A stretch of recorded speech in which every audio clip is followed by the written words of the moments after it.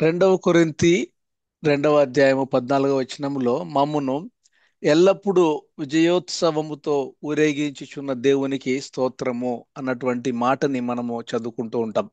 అయితే ఫుల్ వర్స్ను ఒకసారి చూసినప్పుడు మా ద్వారా ప్రతి స్థలమందును క్రీస్తును గూర్చిన జ్ఞానము యొక్క సువాసనను కనపరచుచు ఆయన యందు మమ్మును ఎల్లప్పుడూ విజయోత్సవముతో ఊరేగించుచున్న దేవునికి స్తోత్రము అన్నటువంటి మాటని మనం చూస్తూ ఉంటున్నాం. ఇది పౌలు భక్తుడు రెండవ కొరింథీలకు అంటే ఆ కొరింథీ సంఘ సభ్యులతో మాట్లాడుతూ వ్రాసినటువంటి మాటగా మనం చూస్తూ ఉంటున్నాం. అయితే కాంటెక్స్ట్ ని ఒకసారి గమనిస్తే ఆ దినాలలో ఈ రోమియులు వారి యొక్క సామ్రాజ్యాన్ని విస్తరిస్తున్నటువంటి ఆ దినాలలో రోమా సామ్రాజ్యము వారు ఏదైనా ఒక దేశాన్ని ఒక రాజ్యాన్ని వారు గెలిచి ఆ, ఇంటికి వచ్చిన తర్వాత వాళ్ళు ఏ విధంగా సెలబ్రేట్ చేసుకుంటారు అని ఆ దినాలలో చూస్తే ఇలాగా ఊరేగింపు, చాలా పెద్ద ఊరేగింపు. ఆ ఊరేగింపులో ఆ, మొదట కొంతమంది సైనికులు, తర్వాత జనరల్ కమాండరు ఎవరైతే ఆ ఆ యుద్ధానికి కమాండర్ గా ఉన్నాడో ఆయన, తర్వాత ఇలాగా అనేక విభాగాలుగా వాళ్ళందరూ ఒక పెద్ద ఊరేగింపుగా, అది చాలా అరుదుగా జరుగుతుంది. ఎప్పుడో చాలా అరుదుగా జరిగేటటువంటి అటువంటి ఊరేగింపును ఆధారం చేసుకొని ఆ ఆ ఊరేగింపులో నుంచి మాట్లాడుతున్నటువంటి మాటగా మనము ఇక్కడ ఈ సందర్భాన్ని ఒకసారి చూస్తాం. అయితే ఆ అట్లా అటువంటి ఊరేగింపుగా సెలబ్రేట్ చేసుకునే ఆ విజయాన్ని, అయితే ఈ రాను రాను పోను పోను ఏమైతా వచ్చిందంటే ఈ దేశాలు వారి యొక్క ఆ, క్రీడా రంగంలో ఆ దేశము ఎవరైతే బాగా గెలుచుకొని మంచి కప్ కానీ ఒలింపిక్స్ కానీ గెలుస్తారో వాళ్ళు ఇంటికి వచ్చిన తర్వాత ఆ వారి ఊర్లలో లేదా వారి దేశాలలో వారు పెద్ద ఊరేగింపును చేస్తూ ఉంటారు.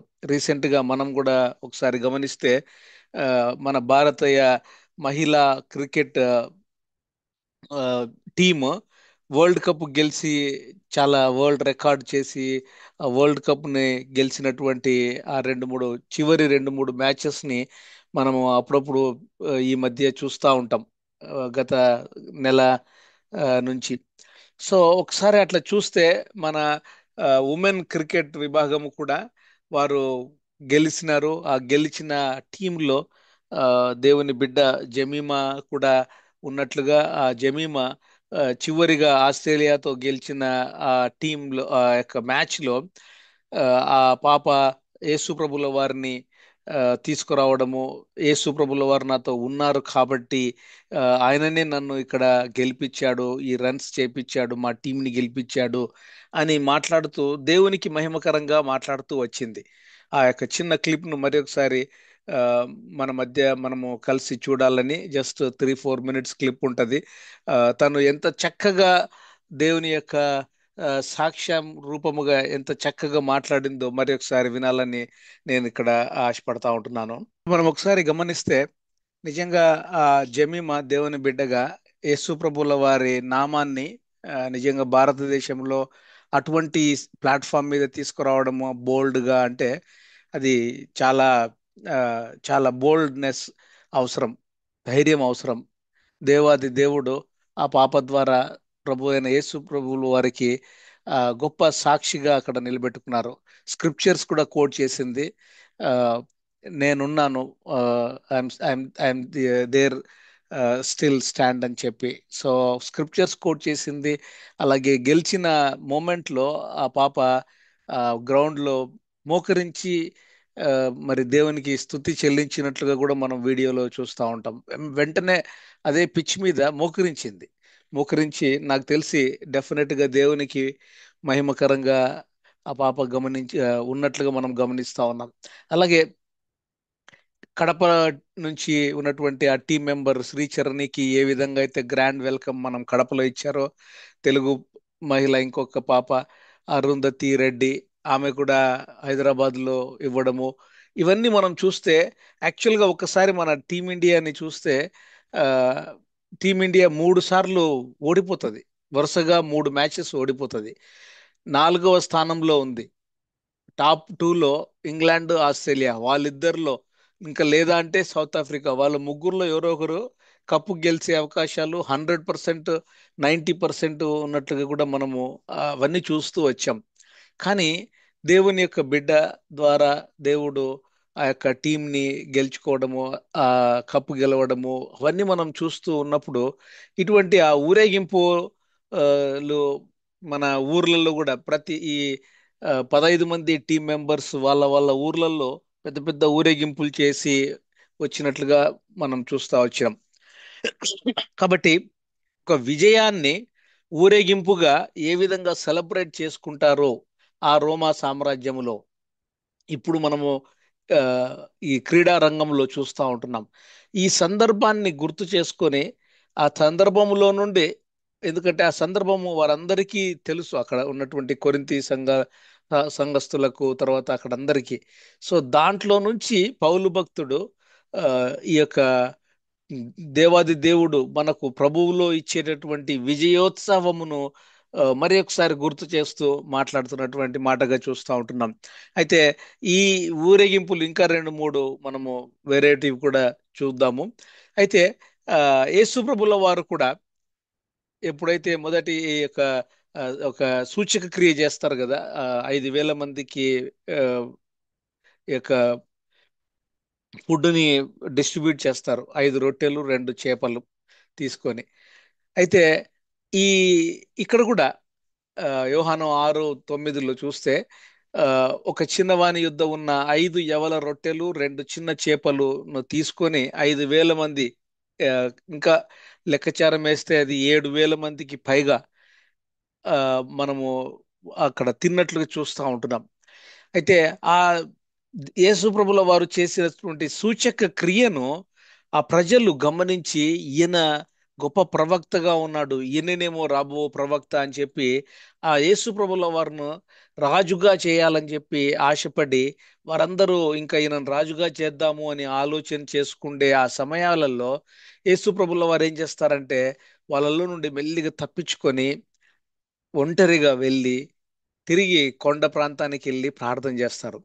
ఇక్కడ మనం ఒకసారి అప్లికేషన్ పాయింట్గా చూస్తే కూడా ఇవాళ రేపు మనం చూస్తూ ఉంటున్నాము.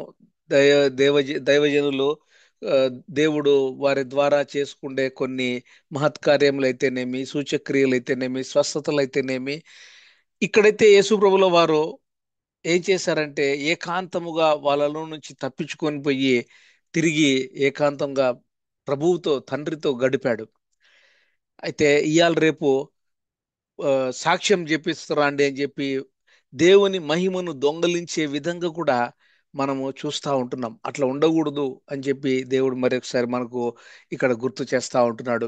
అయితే దాని తర్వాత యేసు ప్రభుల వారు ఎంచుకున్నటువంటి ఆ యొక్క ఊరేగింపుగా ఏది చూస్తున్నాము అంటే గాడిద మీద ఆయన ఊరేగింపబడాలని ఆశపడ్డాడు. యాక్చువల్గా అయితే ఆ, ప్రజలు ఆ యేసు ప్రభుల వారిని చాలా గ్రాండ్గా కింగ్ చేయాలని ఆ, ఇష్టపడతారు. కానీ మనుషుల చేత ఆయన కింగ్ కావాలని చెప్పి ఇష్టపడ్డు, కానీ తనను తాను చాలా తగ్గించుకొని ఏమీ మాత్రము ఎన్నిక లేనటువంటి, ఇదివరకు మన పాప కూడా ఆరాధన చేశారు కదా, ఏ మాత్రము ఎన్నిక లేనటువంటి మనము ఆ, పెంట కుప్పలో మనము పడిపోయినటువంటి మనల్ని యేసు ప్రభుల వారు రక్షణ ఇచ్చి మన మీద స్వారీ చేస్తూ ఆయన మహిమ పొందుతూ ఆయన మనకు ఆ యొక్క విజయోత్సవాన్ని ఇస్తూ ఉన్నట్లుగా యేసు ప్రభు వారు తగ్గించుకొని అదే విధంగా ఆయన జీవితంలో మనం చూస్తూ ఉంటున్నాం. ఆ గాడిద పిల్ల మీద తమ బట్టలు వేసి ఆ యొక్క ప్రజలందరూ కూడా ఆయనను ఊరేగిస్తూ ఆయనను స్తుతిస్తూ తాము చూచిన అద్భుతములన్నిటినీ గూర్చి మహాశబ్దముతో దేవాది దేవుణ్ణి వాళ్ళు స్తోత్రము చేస్తూ సర్వోన్నతమైన స్థలములలో మహిమ, ప్రభు పేరట వచ్చు రాజు స్తుతింపబడును గాక, పరలోకమందు సమాధానమును సర్వోన్నతమైన స్థలములలో మహిమ అని కొనియాడుతూ యేసు ప్రభుల వారిని వారు అక్కడ ఆ విధంగా స్తుతించినట్లుగా మనం చూస్తూ ఉంటున్నాం. ఆ ఊరేగింపులో నుండి కూడా మనం గమనిస్తే ప్రభుల వారు నెక్స్ట్ క్రూసిఫిక్షన్, ఆ యొక్క సిలువ ఊరేగింపు జరగబోతా ఉంది. ఆ సిలువ ఊరేగింపు జరగక ముందు ఆ యేసు ప్రభుల వారు ఆ, ఆ యెరూషలేం వైపు ఈ విధంగా ఊరేగింపబడినట్లుగా చూస్తూ ఉంటున్నాం. దాని తర్వాత ప్రభుల వారిని ఆ సిలువ ఆ, ఊరేగింపులో సిలువ మోయిస్తూ ఆ, ఆయనను అక్కడ ఆ, అక్కడ సిలువ వేస్తారు. అయితే ఆ సిలువను మనము చూస్తే నీ నా పాపాన్ని ఆయన సిలువ మీద మోసి, సిలువ మీద తన ప్రాణాన్ని ధారపోసి, తను చనిపోయి తిరిగి లేచి ఆరోహణమయ్యి నీకు నాకు ఆ యేసు ప్రభుల వారు విజయోత్సాహాన్ని ఇచ్చాడు.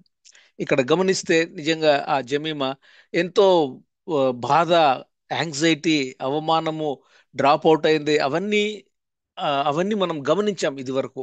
అయితే ఇక్కడ కూడా మనం గమనిస్తే మన పాపాన్ని యేసు ప్రభుల వారు సిలువ మీద బ్రోసి, ఆయన ఏ పాపము లేనివాడు, ఆయన ఏ పాపము చేయలేదు.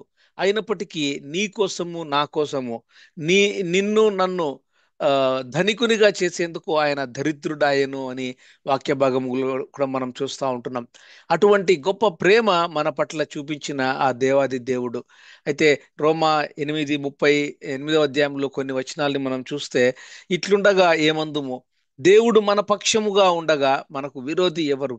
మనల్ని ఎంత ప్రేమించిన ఆ దేవాది దేవుని యొక్క ప్రేమ ఇక్కడ కూడా చూడండి 8:37లో, మనలను ప్రేమించిన వాని ద్వారా మనము వీటన్నిటిలో అత్యధిక విజయము పొందుచున్నాము.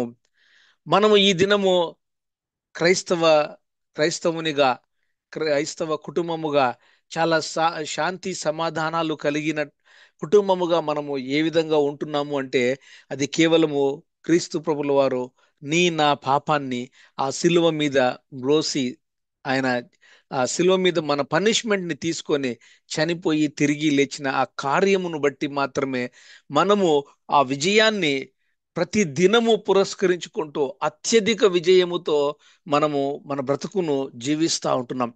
మరణమైనను జీవమైనను దేవదూతలైనను ప్రధానులైనను ఉన్నవి అయినను రాబోవిని అయినను అధికారులైనను ఎవ్వరు కూడా మనల్ని ఆ యొక్క ప్రేమ నుండి, ఆ ఎడపాటును మనకు కలుగ చేయలేరు అని చెప్పి క్రీస్తు ప్రభువుల వారి యొక్క ప్రేమను ఇక్కడ మనము మరి ఒకసారి గుర్తు చేస్తా ఉంటున్నాం.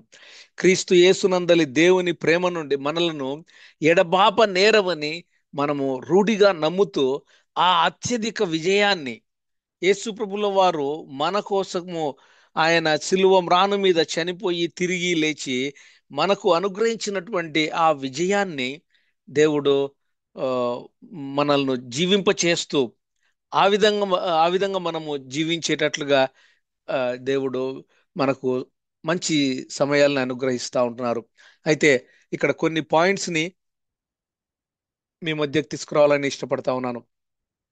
యేసు ప్రభుల వారు సిలువ మీద చనిపోయి మన పాపాన్ని, మన పెనాల్టీని, మన యొక్క శాపాన్ని ఆయన తీసుకొని మనకి ఏమిచ్చాడు అని చూస్తే ఆయన పాపముపై మనకు శక్తినివ్వడము, అంటే సిలువ పైన పాపాన్ని రద్దు చేశాడు. ఇంకా ఆ పవర్ ఆఫ్ సిన్ అనేది మనలో ఏమాత్రము పని చేయకుండా చేశాడు. అలాగే మరణము మీద కూడా మనకు శక్తిని, ఆ ఆ అధిగమించే శక్తిని, పవర్ ఆఫ్ డెత్ మీద కూడా మనము ఆ, మనము ఓవర్కమ్ చేసి తిరిగి పునరుత్థానులమై తండ్రి సన్నిధానంలోకి వెళ్ళేందుకు మార్గమై ఉన్నారు. అలాగే సాతాను మీద కూడా శక్తిని మనకిచ్చారు. లోకము మీద శక్తిని ఇచ్చారు.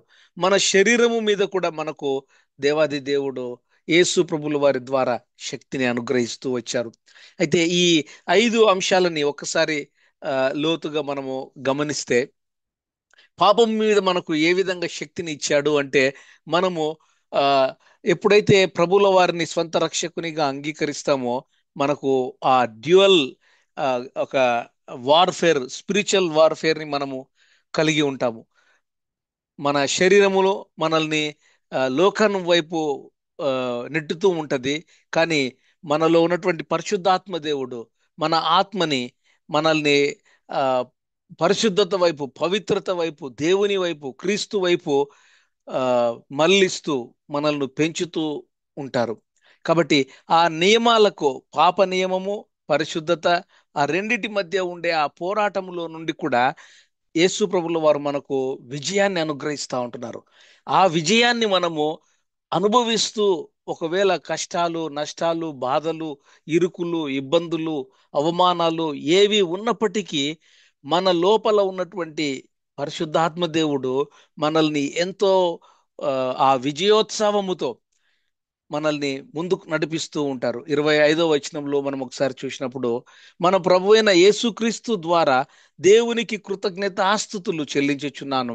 కాగా మనస్సు విషయములో నేను దైవ నియమమునకును, శరీర విషయములో పాప నియమమునకును దాసునిగా ఒకవేళ ఉంటున్నానేమో, కానీ ఆ యొక్క విజయోత్సవము నిజంగా యేసు ప్రభుల వారి ఆ, శిలువ మీద చేసినటువంటి కార్యమును బట్టి, నీ కొరకు నా కొరకు ఆయన అర్పించిన ఆ యొక్క జీవితమును బట్టి మనము విజయోత్సవముగా ఆ ఈ అధిగమించే శక్తిని కలిగిన వారమై బ్రతుకుతా ఉంటున్నాం. అలాగే మరణం మీద కూడా మనకు శక్తిని ఇచ్చారు. ఈ క్షయమైనది అక్షయతను ధరించుకొనినప్పుడు, మర్త్యమైనది అమర్త్యతను ధరించుకొనినప్పుడు విజయమందు మరణము మింగివేయబడను. ఆ విజయాన్ని మనకి దేవుడిచ్చాడు. ఓ మరణమా నీ విజయం ఎక్కడా, ఓ మరణమా నీ ముల్లెక్కడా అని ఆ మరణాన్ని దేవుడు యేసు ప్రభుల వారు అధిగమించి నీకు నాకు ఆయన మీద విశ్వాసం ఉంచినప్పుడు మనకు కూడా, ఇక్కడ చూడండి 57వ వచనంలో, మన ప్రభు అయిన యేసుక్రీస్తు మూలముగా మనకు జయము అనుగ్రహించుచున్న దేవునికి స్తోత్రము కలుగునుగాక. కాబట్టి మనకు ఎవరు ఆ జయాన్ని ఇస్తున్నారు అంటే కేవలము క్రీస్తు ప్రభుల వారు. క్రీస్తు ప్రభుల వారిని బట్టి మనము ఆయన నీ కోసం నా కోసము చనిపోయి మన శాపాన్ని ఆయన శిలువ మీద తీసుకొని ఆయన పొందిన జయమును బట్టి మనకు ఆయన జయమును ఇచ్చినటువంటి ఆ జయ జీవితములో మనము జీవిస్తూ దేవునికి స్తోత్రమును అనుదినము అనుక్షణము చెల్లించే బద్దులమై ఆ విధంగా మనము జీవిస్తూ ఉంటున్నాం. సాతాను మీద కూడా మనకు శక్తిని అనుగ్రహించారు. కాబట్టి కొలస్సీలకు 2వ అధ్యాయము 14, 15 వచనాల్లో చూసినప్పుడు, ఆయనతో కూడా మిమ్మల్ని జీవింపచేసెను. ఆయన ప్రధానులను, అధికారులను నిరాయుధులనుగా చేసి శిలువ చేత జయోత్సవముతో వారిని పట్టి తెచ్చి బాహాటముగా వేడుకకు కనపరచెను. ఇక్కడ కూడా చూడండి, విజయోత్సవముతో కూడిన వేడుకలాగా, విజయోత్సవముతో కూడిన ఊరేగింపును ఇక్కడ కొలస్సీలకు రాసిన పత్రిక 2వ అధ్యాయంలో కూడా అపోస్తలుడైన పౌలు గారు గుర్తు చేస్తా ఉన్నారు. కాబట్టి యేసు ప్రభువును సొంత రక్షకుడిగా అంగీకరించిన నీవు నేను ఎటువంటి పరిస్థితుల్లో ఉన్నప్పటికీ కూడా ఆయనను బట్టి, ఆయన మనకు ఇచ్చిన విజయమును బట్టి, సాతాను మీద ఇచ్చిన విజయమును బట్టి ఆ విజయాన్ని మనము ధరించిన వారమై ఆ విక్టోరియస్ లైఫ్ని మనము జీవిస్తూ, ఆ విధంగా మనం బ్రతుకుతూ మన జీవితాన్ని గడుపుతా ఉన్నామని మరొకసారి దేవుడు గుర్తు చేస్తా ఉన్నాడు. అలాగే లోకము మీద కూడా మనకు విజయాన్ని అనుగ్రహిస్తా ఉంటున్నారు. దేవుని మూలముగా పుట్టిన వారందరూ లోకమును జయించుదురు. లోకమును జయించిన విజయము మన విశ్వాసమే. ఇక్కడ కూడా చూడండి, మన విశ్వాసాన్ని బట్టి దేవు యోహాను సువార్త 1 యోహాను 5వ అధ్యాయంలో మనం చూస్తూ ఉంటున్నాం. మన విశ్వాసము ద్వారా ఆ యొక్క విక్టోరియస్ లైఫ్ ని కలిగిన వారమై, దేవుని మూలముగా మనము పుట్టిన వారం కాబట్టి లోకాన్ని మనము జయించే వారముగా ఉంటున్నాము. ఆ విక్టోరియస్ లైఫ్ ని మనము లీడ్ చేస్తా ఉన్నాము అనే దేవుడు మరి ఒకసారి ఈ విశ్వాసము, విజయము, ఇటువంటి ఊరేగింపును మన జీవితాలలో కలిగి ఉండాలని చెప్పి దేవుడు మనకు గుర్తు చేస్తా ఉంటున్నారు. చివరిగా 5వ పాయింట్ గా చూసినప్పుడు, శరీరము మీద కూడా మనకు ఆ యొక్క శక్తిని దేవుడు ఇస్తున్నట్లుగా మనం చూస్తూ ఉంటున్నాం.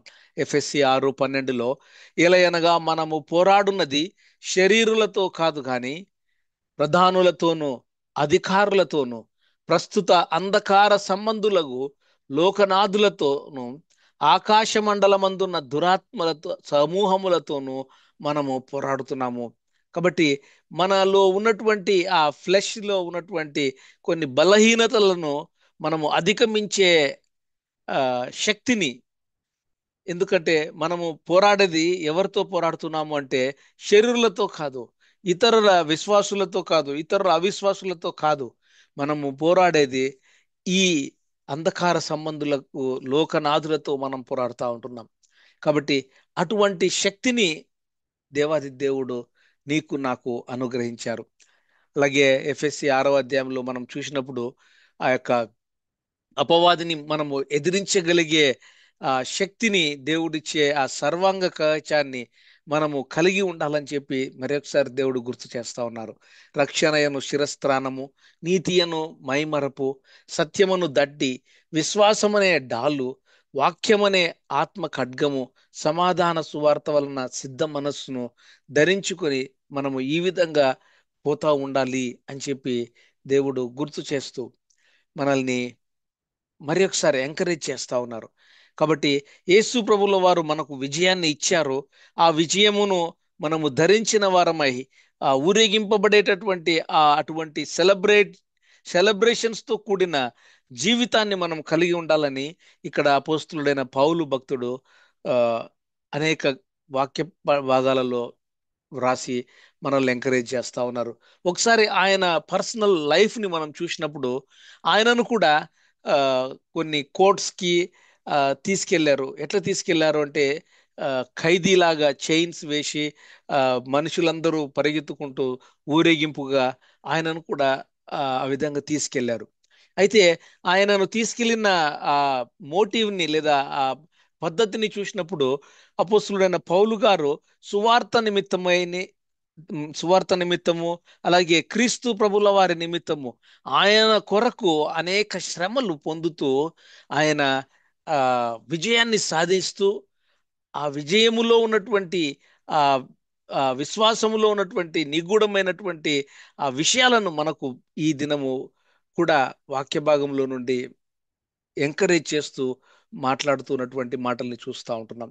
మేము లోకమునకును, దేవదూతలకును, మనుషులకును వేడుకగా ఉన్నాము అని చెప్తా ఉన్నారు. ఏంటంటే ఆ రోమా సామ్రాజ్యపు ఆ ఊరేగింపులో చివరిగా ఎవరు ఉంటారు అంటే ఖైదీలు ఉంటారు, పట్టుబడినటువంటి ఖైదీలు. ఆ ఖైదీలను ఆ ఊరేగింపు అయిన తర్వాత వారు ఆ చంపేస్తారు.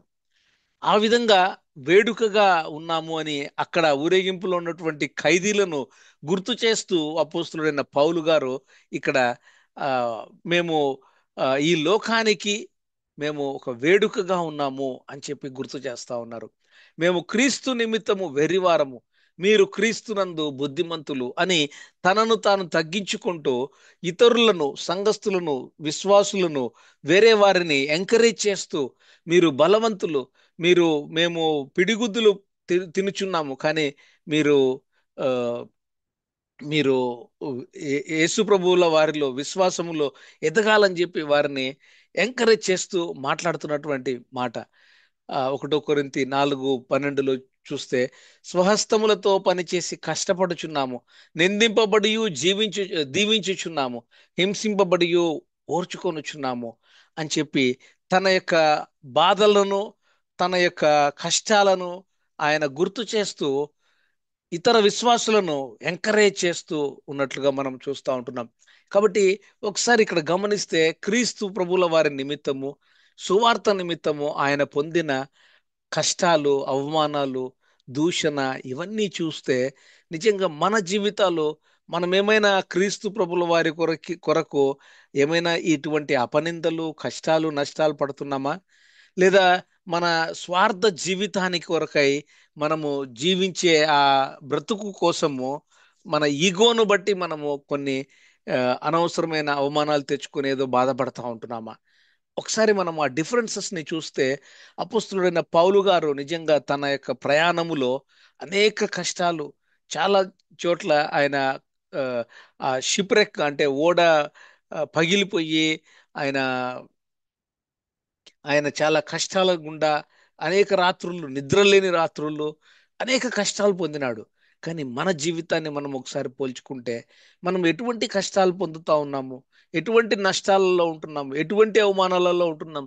క్రీస్తు ప్రభుల వారి నిమిత్తమా, సువార్త నిమిత్తమా, లేదా మన సొంత ఇష్టానుసారమైన జీవితం కోసము మనము జీవిస్తూ అదేదో చాలా ఫీల్ అయిపోతూ హ్యూమిలియేట్ అయిపోతూ ఉంటున్నామా? అపోస్తులైన పౌలు గారి జీవితాన్ని చూసి మనము ఎంకరేజ్ కావాల్సిన విషయం ఏంటంటే, ఆయన అన్ని కష్టాలలో నష్టాలలో నుండి ఇటువంటి మాటలను, క్రీస్తు ప్రభుల వారు ఇచ్చిన విజయోత్సవమును బట్టి, ఆయన పొందిన ఆ ఇన్నర్ ఫీలింగ్స్ ని బట్టి, ఆయన మాట్లాడే ఆ మాటల్ని నుంచి మనం కూడా నేర్చుకోవాలి అని చెప్పి దేవుడు మరొకసారి గుర్తు చేస్తా ఉంటున్నాడు. ఒకవేళ నీవు నేను పరిచర్యలో చాలా యాక్టివ్గా ఉంటే, దేవుని యొక్క వాక్యాన్ని నీరు కార్చకుండా, దేవుని వాక్యాన్ని మనము ఉన్నది ఉన్నట్లుగా ప్రభువు నిమిత్తము, క్రీస్తు ప్రభుల వారి నిమిత్తము, సువార్త నిమిత్తము ఏమాత్రము కాంప్రమైజ్ కాకుండా నిజాయితీతో మనము చేసే పరిచర్యని దేవుడు గమనిస్తూ మనల్ని మనల్ని పెంచుతూ ఉంటారు. ఆ విధంగా దేవుని చేత పంపబడిన పరిచర్య చేస్తూ మనము బ్రతుకుతా ఉంటున్నామా? ఎందుకంటే మనం చేసే పరిచర్యలో ఆ దేవుడు చూస్తా ఉంటారు. దేవుని యొక్క దృష్టిలో, అంటే in the sight of God, how are we doing ministry అని దేవుడు మరి ఒకసారి మనల్ని ఇక్కడ గుర్తు చేస్తా ఉన్నాడు. ఆ విధమైనటువంటి పరిచర్యలో దేవుడు మనకిచ్చే ఆనందము, సంతోషము నిజంగా దేవునికి ఎంతో ఆ, ఇష్టపూర్వకమైనటువంటి మంచి పరిచర్యను చేసే బిడ్డలముగా దేవుడు మనల్ని పెంచాలని చెప్పి దేవుడు గుర్తు చేస్తా ఉన్నాడు. ఆ విధంగా దృఢమైన క్రైస్తవులుగా మనము పెరగాలని, దృఢమైన క్రైస్తవులు తమ ఎప్పటికీ కూడా ఆగనటువంటి విజయములో సంతోషిస్తూ పెరుగుతూ ఉంటారు. They they rejoice in their never ending triumph. Yesu ప్రభుల వారు ఇచ్చినటువంటి ఆ విజయోత్సవాన్ని ఎప్పుడూ అనుభవిస్తూ, అనుదినము పరిశుద్ధాత్మ నడిపింపుతో, పరిశుద్ధాత్మ నింపుదల చేత ఆయన చెప్పిన మాట చొప్పున జీవిస్తూ పరిచర్య చేసుకుంటూ క్రీస్తు ప్రభుల వారి స్వారూప్యంలోనికి వెళుతూ ఆ పరలోక మార్గము వైపు మనము వెళ్తా ఉంటున్నాం. ఒక దృఢమైన క్రైస్తవుడు ప్రభు అయిన యేసు క్రీస్తు వారి యొక్క జ్ఞానాన్ని ప్రతి చోట వ్యాప్తి చేస్తా ఉంటాడు. అదే నెక్స్ట్ 2 కొరింథీ 2వ అధ్యాయము 15, 16 వచనాలలో నెక్స్ట్ స్లైడ్స్ లో మనం చూడబోతా ఉంటున్నాం. మనము ఒక సువాసనగా ఉంటాం.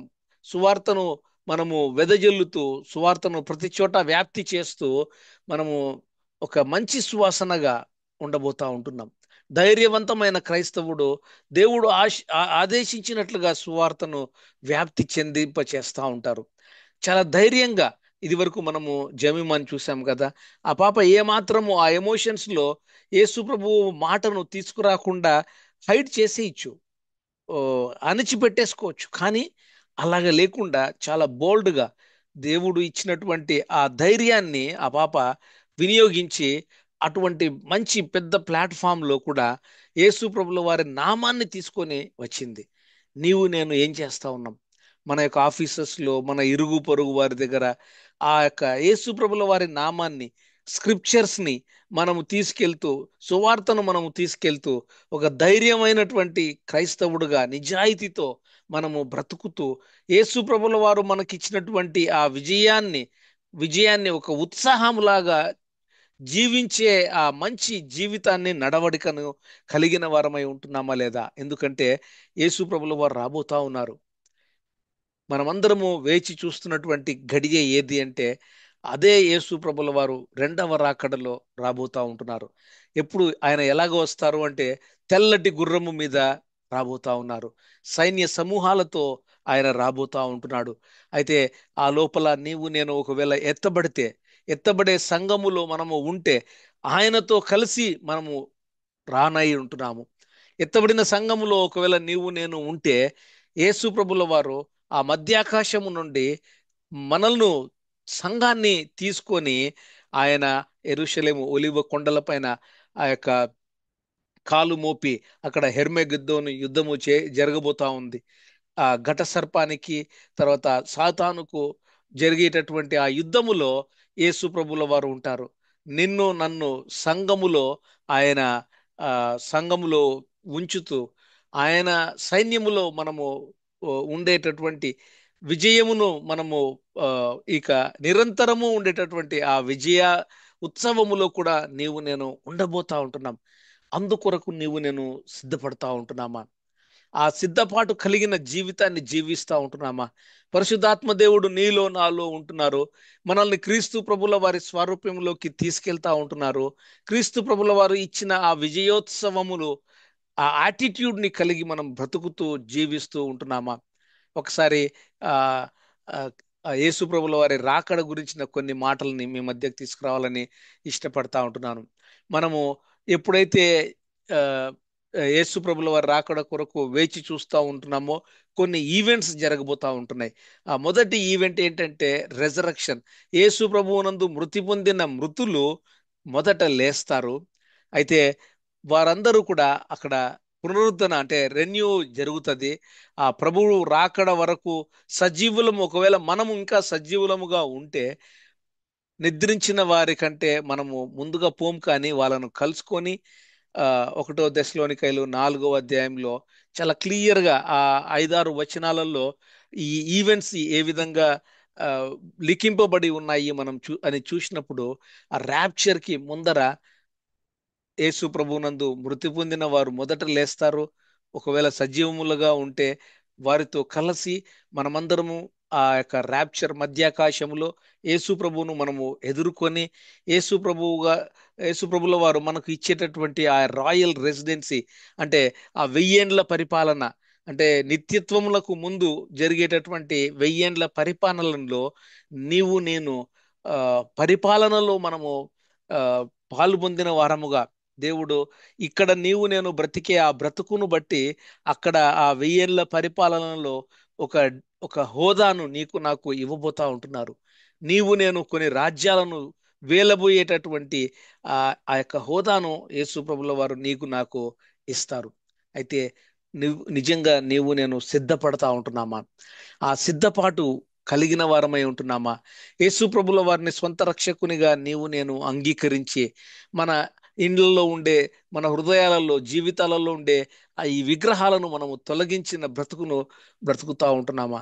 ఇంకా మన కుటుంబంలో ఎవరైనా కుటుంబ సభ్యులు యేసు ప్రభుల వారిని స్వంత రక్షకునిగా అంగీకరించకుండా ఉంటే వారి కొరకు ప్రార్థన చేస్తూ, వారికే కాదు ఇతరులకు కూడా మనము సువార్తను చెప్పబోతా ఉంటున్నామా? కాబట్టి ఆ విధంగా మనము రక్షణను మరి ఒకసారి ఎప్పుడు కూడా కొనసాగిస్తూ, మన యొక్క రక్షణను కొనసాగిస్తూ వణకుతోనూ భయముతోనూ మనము బ్రతుకుతూ ఉండాలని చెప్పి దేవుడు గుర్తు చేస్తూ ఉంటున్నారు. నశించిపోయే ఆత్మల పట్ల నిజంగా భారం కలిగి ఉన్నామా లేదా? ప్రేమను మనము పునరుద్ధరించుకుంటున్నామా లేదా? ఇతరులతో ఎటువంటి సంబంధాన్ని ర్యాపోని కలిగి వారిని కూడా దేవుని రాజ్యంలోకి తీసుకురావాలని మన పవిత్రతను మనము పునరుద్ధరించుకుంటూ మనము బ్రతుకుతా ఉంటున్నామా లేదా అనే ఆ యొక్క సంసిద్ధతను దేవుడు మరొకసారి మనకు గుర్తు చేస్తా ఉంటున్నాడు. ఎందుకంటే ఆ విజయోత్సవము తిరిగి యేసు ప్రభుల వారు రాబోతా ఉంటున్నారు. ఆయన వచ్చే ఆ విజయోత్సవములో నీవు నేను ఉంటున్నామా? ఇంటర్నల్ గా రక్షణ కలిగిన నీవు నేను ఈ బ్రతుకులో విజయోత్సవం కలిగిన వారమై ఏ విధంగా సంతోష సమాధానాల చేత ఆ విజయోత్సవములో మనం బ్రతుకుతా ఉంటున్నామో, యేసు ప్రభుల వారు రాబోయే ఆ రెండవ రాకడలో ఆయన మనకు ఇచ్చేటటువంటి ఇంకా ఆ పర్మనెంట్ విజయోత్సవములో కూడా నీవు నేను ఉండే ఆ రెడీనెస్, సంసిద్ధతలో ఉంటున్నావా లేదా అని దేవుడు గుర్తు చేస్తూ ఒక చిన్న మిషనరీ స్టోరీని చెప్పి నేను ముగించాలని ఇష్టపడతా ఉంటున్నాను. ఇక్కడ విలియం బోర్డన్ అనేటటువంటి ఒక అమెరికన్, ఆయన 1887లో జన్మించారు. ఆయన హై స్కూల్ 1904లో అయిపోయింది. ఇక్కడ హై స్కూల్ అంటే గ్రాడ్యుయేషన్, అంటే డిగ్రీ అయిపోవడము. అయితే ఆ డిగ్రీ అయిపోయిన తర్వాత వాళ్ళ నాయన సిల్వర్ మైన్స్ ని ఆ, కలిగినటువంటి ఆయన, ఆయన చాలా ధనికుడు. ఆయన ఏం చేస్తాడంటే, కొడుకు గ్రాడ్యుయేషన్ పాస్ అయినాడని చెప్పి 1905లో నువ్వు ప్రపంచం అంతా ఒకసారి తిరిగి రాపో నాయనా అని చెప్పి ఆయనకు కావలసినంత డబ్బు, ప్రపంచమంతా తిరిగేదానికి అయ్యేంత ఖర్చు కలిగినటువంటి ఆ డబ్బుని ఆయనకి ఇచ్చినాడు. ఆయన తిరిగి వచ్చిన తర్వాత ఆ, ఏల్ యూనివర్సిటీలో ఆయన గ్రాడ్యుయేషన్ మళ్ళీ చేశాడు. తర్వాత డిసెంబర్ 17 1912లో ఆయన మిషనరీగా, ఏమంటే శామ్యుయల్ ఆ, జువిమ్మర్ అనే ఆయన ఒక ప్రీచర్ టెన్నసీలో, నాష్వెల్ టెన్నసీలో వాక్యం చెప్తూ ఉన్నప్పుడు, ఆ, ఈయన యాక్చువల్గా విలియం బోర్డన్ క్రైస్తవ కుటుంబంలో జన్మించాడు. క్రీస్తు ప్రభుల వారిని ఎరిగి ఉన్నాడు. అయితే శామ్యుయల్ జ్విమ్మర్ అనే ఒక ప్రీచర్, ఒక ఒక పాస్టర్ వాక్యం చెప్తూ ఉన్నప్పుడు ఆ, ఆయన మిషనరీగా వెళ్ళాలి అని చెప్పి ఆ, చైనాకు మిషనరీగా వెళ్ళాలని మధ్యదారిలో ఈజిప్ట్లో ఆగి అక్కడ అరబిక్ నేర్చుకొని అక్కడ కూడా వాళ్ళకు కూడా సువార్త సేవ చేసి 1913లో ఆయన చనిపోయాడు. ఈయన బ్రతికిన కాలము కేవలము 26 సంవత్సరాలు. 26 సంవత్సరాలలో ఎంతో ధనికుడైనటువంటి ఆయన ఎంతో తగ్గించుకొని ఒక మిషనరీగా చైనాకు వెళ్ళాలని చెప్పి ఆశపడ్డాడు. ఈ లెటర్ ఆయన 1905లో రాసుకున్నాడు. ఆ ఏమని, ఆ ప్రపంచ పర్యటన మన ఆసియా ఇండియా ప్రదేశాలలో కూడా వచ్చాడేమో. ఆ దాని తర్వాత ఆయన రాసుకున్నటువంటి ఆ, ఇది ఆయన జీవితంలో జరిగిన రెండు మూడు విషయాల్ని నేను మీకు ఒకసారి గుర్తు చేయాలని ఇష్టపడతా ఉంటున్నాను. ఏంటంటే ఆ విలియం బోర్డన్ అనే ఆయన ఆ ఏల్ యూనివర్సిటీలో ఒక బ్రదర్తో కలిసి మనం ప్రార్థన చేసుకుందామా అని చెప్పి వాళ్ళిద్దరు కలిసి ఒక దినము కలిసి ప్రార్థన చేసుకుంటారు. అయితే కలిసి ప్రార్థన చేసుకున్న ఆ ఆ ప్రార్థన తర్వాత వారిద్దరూ చేసుకుంటే ఆ 2x2 ప్రేయర్ అనేక మంది తెలుసుకొని ఆ 2x2 ప్రేయర్ చివరికి అది 1300 మంది వరకు ఆ ప్రార్థనలో వచ్చి పార్టిసిపేట్ చేసే విధంగా దేవుడు ఎక్స్పాండ్ చేశారు. కాబట్టి ఆయన ఇద్దరితో అంటే 2x2తో కలిసి ప్రార్థన జరిగించిన ఆ ప్రార్థనలో నుండి ఎంత గొప్ప మినిస్ట్రీని దేవుడు తీసుకొని వచ్చారు అని చూస్తే ఆ ఏల్ యూనివర్సిటీలో నుండి చాలా మంది దైవజనులు రావడము, అక్కడ ఆ, మంచి మినిస్ట్రీ జరగడము, ఆ, తనకు ఉన్నటువంటి ఆస్తిలో నుండి అనేక $1,000,000 ఆయన ఈ విధంగా మిషనరీ తర్వాత ఆ, ఏల్ యూనివర్సిటీలో జరిగేటటువంటి ఆ పరిచర్యకి ఆయన డొనేషన్ గా ఇవ్వడము అవన్నీ చూస్తూ ఉంటున్నాం. ఆయన వెండి గనుల మరియు రియల్ ఎస్టేట్ వ్యాపారాల నుండి వచ్చిన తన కుటుంబ సంపదకు ఆయన వారసుడిగా ఉన్నారు. ఆయన వాళ్ళ నాయన వాళ్ళు ఒకవేళ నిజంగా ఆయన బ్రతుకును అట్లే బ్రతకాలి అంటే చాలా రిచ్గా బ్రతికి ఉండొచ్చు. కానీ ఆయన దాన్ని ఎన్నుకోలేదు. యేసు ప్రభుల వారిని అంగీకరించి ఆయన ఆ, టెనసీ నాష్విల్లో ఆ యొక్క దేవుని యొక్క వాక్యములో నుండి పరిశుద్ధాత్మ దేవుడు మాట్లాడిన మాట నుండి ఈ విలియం బోర్డన్ గారు ఎంతో ఉత్తేజపరచబడి ఆయన తనను తాను మిషనరీగా సమర్పించుకొని చివరకు ఒక మిషనరీగా కావాలనే కోరిక కలిగి ఆయన ఆ, మిషనరీగా వెళ్ళిపోతాడు. తనకు ఉన్నటువంటి సంపదనంతటిని కూడా వదిలేసి వెళ్ళిపోతాడు. ఆ దినాలలో న్యూస్ పేపర్స్ లో వచ్చినటువంటి ఈ న్యూస్ క్లిప్స్ ని కూడా ఇక్కడ మనం చూస్తూ ఉంటున్నాం. అయితే ఆయన ఆ మెసేజ్ ని విన్నాడు కదా, ఆ మెసేజ్ విన్న తర్వాత దాంట్లో ఆయన ఆ, కొన్ని మాటల్ని నేర్చుకుంటాడు. నేర్చుకున్న తర్వాత ఆయన తీసుకున్న స్లోగన్ ఏంటంటే no reserves, no return, no regret. ఆయన తన సంపదనంతటిని కూడా ఏ మాత్రము కూడా దాచుకోకుండా సంపదనంతా కూడా ఇచ్చేశాడు. ఆయన ఏ రిజర్వ్స్ పెట్టుకోలేదు. అలాగే నో రిట్రీట్ అంటే ఆయన ఒక్కసారి మిషనరీగా వెళ్ళిన తర్వాత తిరిగి ఆయన సంపద ఏమైనా గుర్తొచ్చి ఆయన మళ్ళీ వెనక్కి వస్తాడేమో అని చెప్పి ఎప్పుడు కూడా ఆయన అనుకోలేదు. నో రిటర్న్స్, నో రిట్రీట్ అని అనుకున్నాడు. అలాగే చనిపోయిన తర్వాత కూడా ఆయన రాసుకున్న మాట ఏంటంటే నేను అతి తక్కువ వయసులో యవనస్తునిగా 26 సంవత్సరాల వయసులో చనిపోయినప్పటికీ నాకు ఏ రిగ్రెట్స్ లేవు, నాకు ఏ డిసప్పాయింట్మెంట్స్ లేవు అని చాలా బోల్డ్గా చనిపోయినటువంటి గొప్ప విశ్వాసిగా మనం చూస్తూ ఉంటున్నాం. కాబట్టి no reserves, no returns and no regrets గా ఆయన ఆయన తన యొక్క జీవితంలో నుండి ఆయన ఆ విధంగా జీవించిన మంచి జీవితాన్ని మనకి ఈరోజు గుర్తు చేసుకుంటా ఉంటున్నాం. కాబట్టి ఒకసారి మనము గమనిస్తే ఆ ఆ నాష్విల్లో ఆయన విన్నటువంటి ప్రసంగంలో నుండి ఆయనకు ఆ, మంచి మాట ఏం తెలుసుకున్నాడు అంటే, గ్రహించాడు అంటే, మన హృదయంలో కూడా ఒక సింహాసనము ఉంటది, ఒక సిలువ ఉంటది. రెండు మన జీవితాలలో మన హృదయాలలో ఉంటాయి. కాబట్టి ఆ దినములో ఆ ప్రసంగంలో నుండి ఆయన సమ్మరిగా సారాంశముగా తీసుకున్న పాయింట్ని ఈ దినము ఇక్కడ నేను మీకు మరి ఒకసారి గుర్తు చేయాలని ఇష్టపడతా ఉంటున్నాను. ఏంటంటే ఆ దినము ఆ విలియం బోర్డన్ గారు ఆ, ఏం- ఎంచుకున్న విషయం ఏంటంటే ఇక్కడ సింహాసనం ఉంది, సిలువ ఉంది. మన జీవితాలలో కూడా మన హృదయాలలో ఒక సింహాసనం ఉంటది, అలాగే సిలువ ఉంటది. సింహాసనం మీద ఎవరు ఉంటారు? ఈదర్ నువ్వన్నా ఉండాలి, లేదా యేసు ప్రభు అన్నా ఉండాలి. నేనన్నా ఉండాలి, యేసు ప్రభు అన్నా ఉండాలి. కాబట్టి నా సింహాసనం అంటే నా యొక్క హృదయములో, నా సింహాసనంలో నేను ఉంటే, నేను అనుదినము యేసు ప్రభుల వారిని ఆ సిలువ మీద పెట్టి, సిలువ మీద ఆయనను ఆ సిలువ మీద ఆయనను తిరిగి సిలువ వేస్తూ ఉండే జీవితమును జీవించిన వానిగా ఉంటాను. ఒకవేళ అట్లా లేదు అని అనుకుంటే, ఆ సింహాసనము మీద యేసు ప్రభుల వారిని ఉంచి నన్ను నేను సిలువ మీద ఉంచుకున్న వాడిని అయితే, నేను అప్పుడు ఏం చేసిన వాడిని అవుతాను? మనము ఏం చేసిన వారం అవుతాము అంటే, యేసు ప్రభుల వారిని మన హృదయంలో ఉండే ఆ సింహాసనం మీద ఉంచి క్రీస్తు ప్రభుల వారి చిత్తాన్ని, తండ్రి చిత్తాన్ని జరిగించిన వారమవుతాము.